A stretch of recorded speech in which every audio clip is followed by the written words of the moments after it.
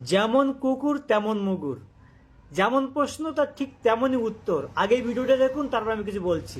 একটা বিশেষ জাতির কাছে আমার একটা প্রশ্ন, আমাদের হিন্দুদের মূর্তি পুজোটা যারা বলে হারাম, মূর্তি পুজো হারাম, তো সেই বিশেষ জাতি তাদেরকে আমার প্রশ্ন, তোমরা যখন হজ করতে যাও, ঠিক আছে, তো ওই কাবা ঘরে যে কালো পাথরটাকে তোমরা চুমু করো হজ করতে যেয়ে, তো সেটা কি হবে?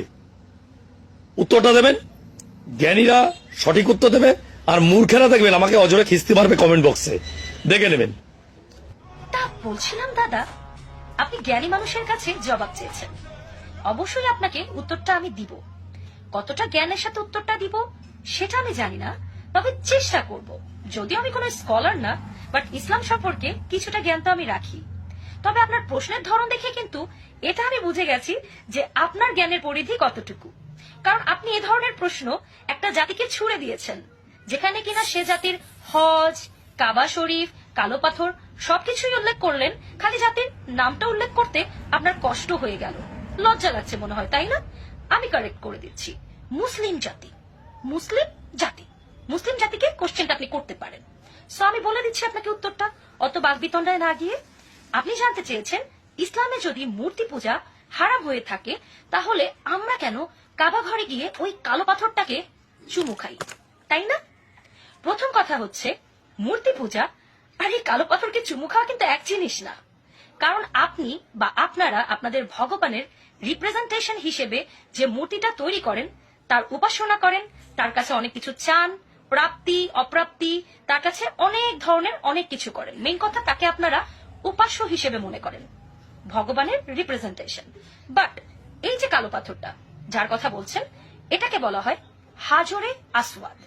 হাজরে আসওয়াদ, এই কালো পাথরটার নিজস্ব কোনো চমৎকারী শক্তি নেই, এর কোনো উপাসনা আমরা করি না, একে শুধুমাত্র আমরা চুমু খাই। কেন? কারণ এটা হচ্ছে একটা প্রতীকী বা সিম্বল, যেটা আমাদের প্রিয় মোহাম্মদ সাল্লাল্লাহু আলাইহি সাল্লাম নিজে চুমু খেয়েছিলেন এই পাথরটাকে একটা পবিত্র পাথর হিসেবে। এবং সেটার কারণে আমরা আমাদের নবীর সুন্নত পালন করতে কাবা ঘরে গেলে অবশ্যই এই পাথরটাকে চুম্বন করে থাকি, উপাস্য হিসেবে নয়। কারণ এই পাথরটাকে আমরা কখনোই কোনো উপাসনার জিনিস মনে করি না। আমাদের উপাস্য খালি একজনই, সেটা হচ্ছে আমাদের আল্লাহ তাআলা। আমরা আমাদের নবীরও কোনো উপাসনা করি না। আরো যদি ক্লিয়ারলি আপনাদেরকে বুঝিয়ে বলি, আমরা বিলিভ করি এই পাথরের নিজস্ব কোনো ক্ষমতা নেই, না সে আমাদের উপকার করতে পারবে, না সে আমাদের কোনো ক্ষতি করতে পারবে। শুধুমাত্র আমাদের নবী সাল্লাল্লাহু আলাইহি সাল্লাম একে চুম্বন করেছেন বলেই এই পাথরটি আমাদের জন্য পবিত্র পাথর, এবং এটাকে আমরা আমাদের নবীর সুন্নত হিসেবে চুম্বন করে থাকি। আমাদের দ্বিতীয় খলিফা হযরত উমর রাদিয়াল্লাহু তাআলা আনহুর একটা ঐতিহাসিক কথা আছে। তিনি বলেছিলেন, আমি জানি তুমি শুধু একটি পাথর মাত্র, না তুমি কারো উপকার করতে পারো, না কারো ক্ষতি। আমার প্রিয় নবী হযরত মুহাম্মদ সাল্লাল্লাহু আলাইহি সাল্লাম যদি তোমাকে চুম্বন না করত, তাহলে আমি তোমাকে কখনোই চুম্বন করতাম না।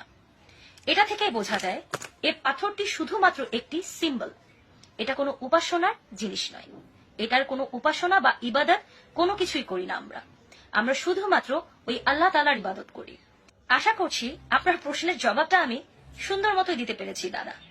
কেন মূর্তি পূজা আমাদের ধর্মে হারাম, কেন আমরা আমাদের ঈশ্বরের কোনো রিপ্রেজেন্টেশন তৈরি করি না এবং তৈরি করে সেটার পুজো করি না, সেটা আপনারা বুঝে গেছেন।